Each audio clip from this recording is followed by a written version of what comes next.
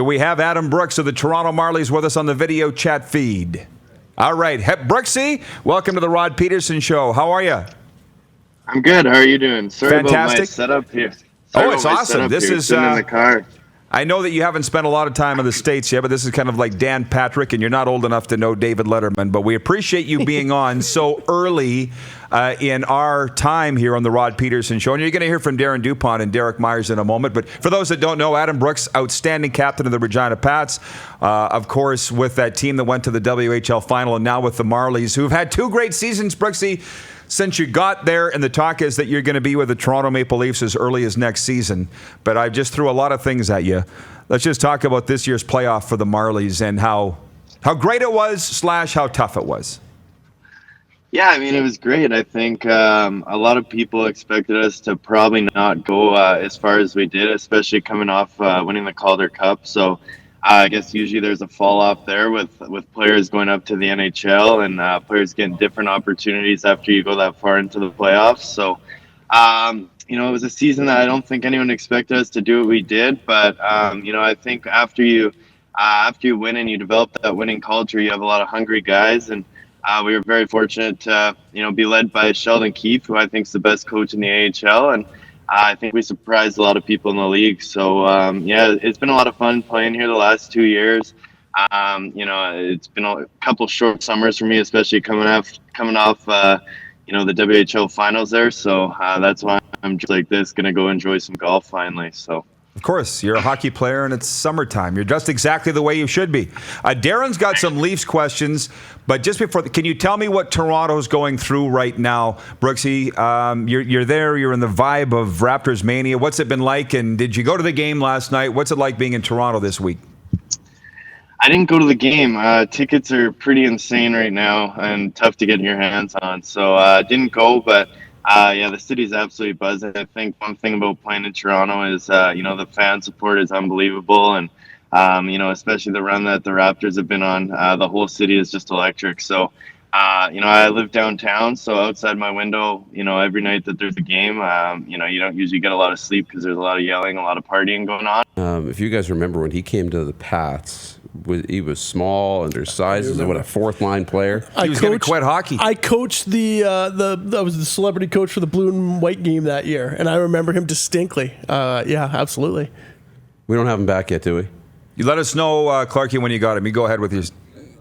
But when we've got him back, how he was able to get up to Toronto or up to the, to be the captain of the Pats and lead the Western Hockey League in scoring and do those things that he did and lead him to, the brink of the Memorial Cup to get right up to the WHL finals there in Game 6. And he was hurt during that run too. And now he goes to Toronto. He was signed by Toronto or drafted, and then he ends up working his way into the lineup, becomes one of the most productive players they had. He was one of the guys who led them in minutes in the last couple of seasons, and now they're touting him as the guy who could slide right into the 4th line next year. It's just been amazing watching this guy who's been kind of counted out every step of the way. It's funny. We see him there on the video feed, and he's got a bit of a beard going. And I distinctly remember, when he came in here, there wouldn't have been a hair on the kid's face. He was so fresh-faced and baby-faced. But there was a sense of the raw offensive talent. And I remember them, he was going out. I think it ended up maybe even going into a shootout, and he was one of the guys that we put out there. There was another guy, short guy that they traded for the year before from Medicine Hat, number 13. I can't remember. Riley Woods. He was a funny kid. Anyways, but Brooksy goes out there, and there was something that you noticed about him, even at that young age. And it took him, as you mentioned, a couple years to kind of find his spot. But boy, when he did, he really, really took off. We've got Adam Brooks from his car in a parking lot in Toronto. Brooksy, welcome back. Sorry about that. I parked right by a cell phone tower. I thought this was going to work out well. That's because you're on Manitoba Cell still. That's because you're on MTS. The Darren, Manitoba Cell. You got the Leafs questions for Brooksy. Go ahead. Yes, and it's actually questions coming from the Facebook feed too, so it's a little bit of both. We were just talking about it when we lost you there about, you going to the Pats and then, working your way up from the 4th line to being one of the top players in the league and then, doing it all over again in Toronto. How have you been able to do that? What's the transition been like from junior to pro? I think there's a lot of similarities actually. Like when I went to Regina, I was probably undersized and a little bit small, and came from being one of the top guys in bantam. So it was a little bit weird for me going up against 20-year-olds and 19-year-olds when I was that small. So it was something that took a little bit of adjusting, and I think the same thing with pro. You go from being a top guy in junior, being a 20-year-old playing against 16 and 17-year-olds, and then you have to go and play against grown men, who have families and kids. So it was definitely a tough adjustment for me. I think in both situations, I was very fortunate to, have a great coach and have a great coaching staff and staff in general to kind of guide you and help you through those situations. And like I said before about Sheldon, I think he's one of the best coaches, and I think he has a lot of similarities that John had in Regina. There was another question on the Facebook feed from Ty. And this leads into my next question, but he said, what player had the biggest impact on you, when you had your coming out party after your first 2 years in the Western Hockey League? So first in the Western League, who's had the biggest impact? The biggest impact, on me, I think, helping me through those things. I obviously lived with Colton Jobkey when I was 16. He was always very close with me. Another guy was Morgan Klimchuk. When he was 17, 18, he was very mature for his age and, was put in the spotlight. He was going to be a first-round draft pick, and he would pull me aside and help me on little things all the time. And it came full circle this year. We were actually teammates again for a little bit. So, obviously guys like that. And then obviously the guys that you play with, Austin Wagner, me and him had a great time together in the Western League. And now he's flourishing in the NHL. So it's great to see, guys that help you, end up having good things happen to them. So.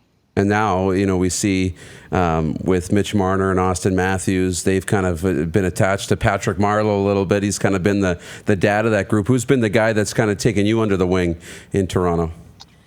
Yeah, we have some, I don't want to say old guys, but older guys who are similar to that. We have Rich Clune, who has been around for a while. Another guy is Chris Mueller. Every year it seems like he's at the top of the league in scoring. And, last year Ben Smith was very big for me as well. And, Vinny Laverty. So, I've been fortunate. Eddie, go. That's what happens in Toronto. They're sucking all the data at Jurassic Park. There's no data for our... I was just going to say to Adam Brooks, a Pats legend, still loved out here in this part of the world, and clearly. Okay, well, we're just going to bring him back to say goodbye. Adam, thanks for that. And like I say, Pats legend, still loved out here. Good luck in Toronto, and have the best summer you can, all right? I'm sorry about this, guys. I obviously wanted this to go better, but the connection doesn't seem to be agreeing with me. But thanks for having me on the show. Always great talking to you three. Thank you for everything when I was in Regina, and hopefully see you when I'm back. Thank you, Brooksy. Appreciate it. We'll be here. Yeah. All right, Adam Brooks of the Toronto Marlies, and as Darren DuPont tells all his girlfriends, it's not you, it's me. You're watching Rod Pedersen On Demand. For more of The Rod Pedersen Show, visit rodpedersen.com or follow Rod Pedersen on social media.